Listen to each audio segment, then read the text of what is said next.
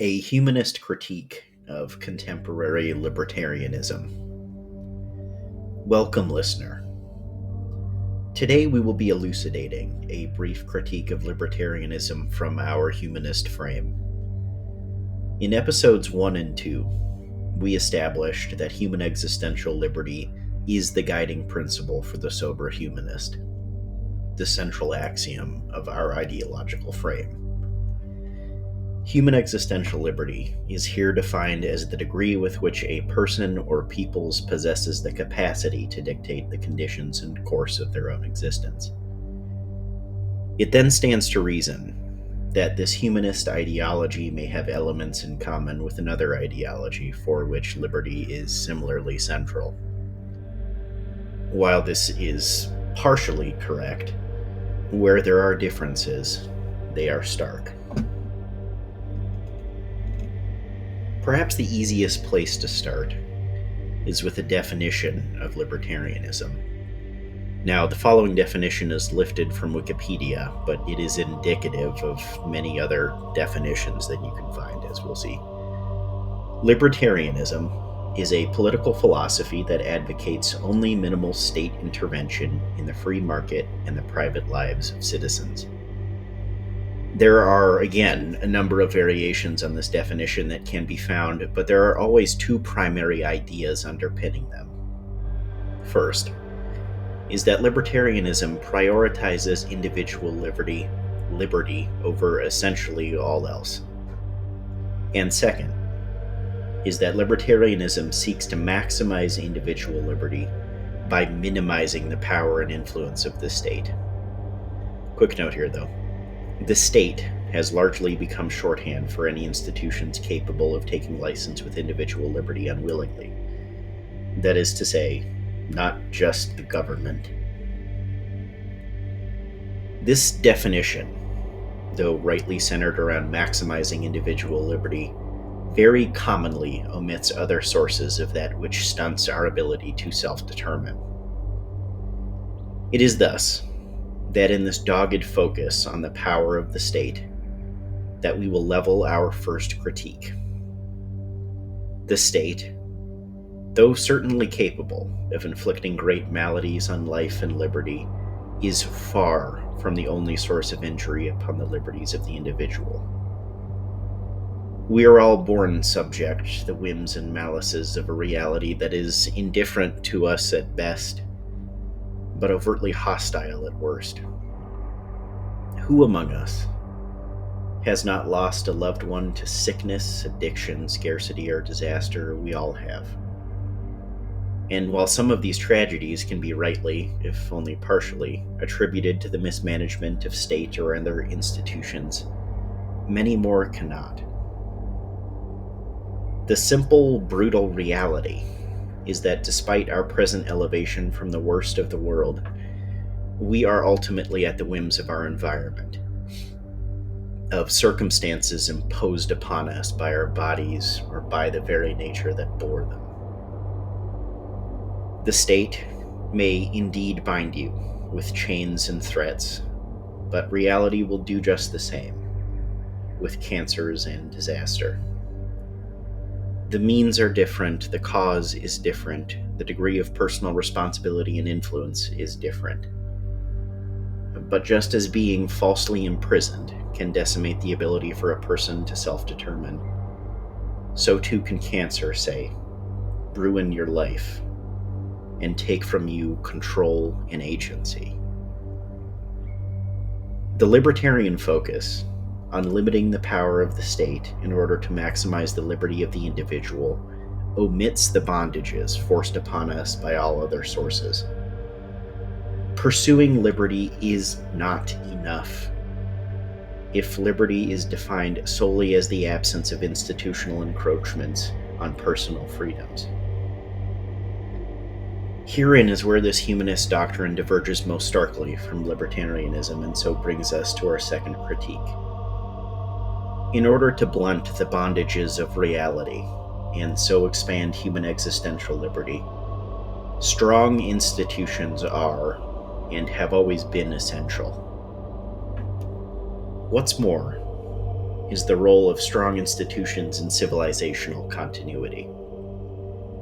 A society predicated on the liberation of the individual via the disembowelment and castration of its institutions will lack cohesion, morale, and the organizational capacity necessary to avoid the predations of other societies seeking to subjugate and expand. Generating human communities that prioritize the existential liberties of the individual allows for a society of great freedom. But for such a society to manifest and endure, it must also demand of those within, contribute to its great engines of fortification and advance. Free societies need strong institutions to defend and expand that freedom. To be clear, though, strong does not mean tyrannical, it means capable. A good illustration of this might be the infrastructure we use to travel. While far from perfect, the roads and rails we use every day grant us a historically unprecedented access to our world. They even save lives by making emergency transport swift. Both public and private interests have worked together to bring us this freedom of movement. They have organized people and resources in order to accomplish something well beyond the ability of the individual. This is the vital utility of institution. If the species is to endure and advance, it will be upon the backs of strong institutions, capable of moving us into the future and protecting the liberties we have now. The final critique is aimed at a fairly common libertarian trope: the notion that all people should be free to use whatever drugs they like. This position highlights the unwillingness of the libertarian to intercede on personal freedoms when that intercession will deliver the individual a greater capacity for self-determination.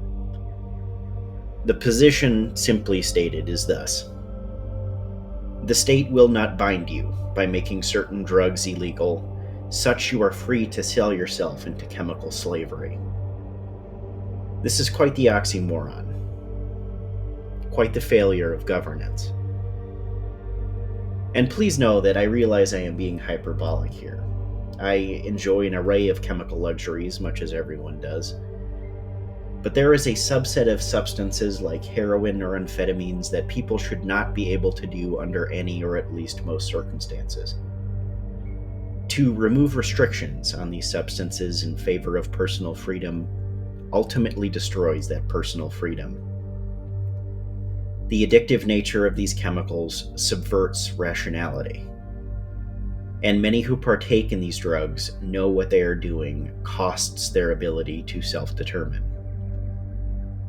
Libertarianism may remove the shackles, but it too removes the guardrails. While drugs are perhaps the most obvious example of this critique, there are much more prolific and yet subtle ones. Social media, for example, let's pick TikTok in particular, has been proven to be an intelligence-gathering platform for the Chinese Communist Party, a political body that holds beliefs and values that are simply anathema to individual liberty.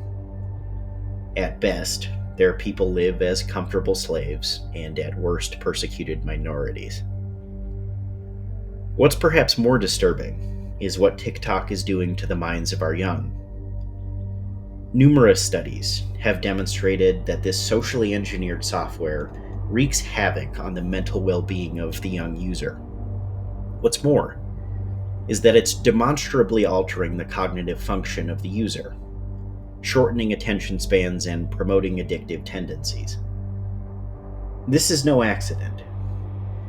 The Chinese equivalent of TikTok, Douyin, promotes educational videos and has strict time limits for young users. It does not promote vapid dances or whiny deconstructionists bent on hating the world they have been gifted. No, Douyin promotes science, skilled labor, and nationalism. What should this tell you?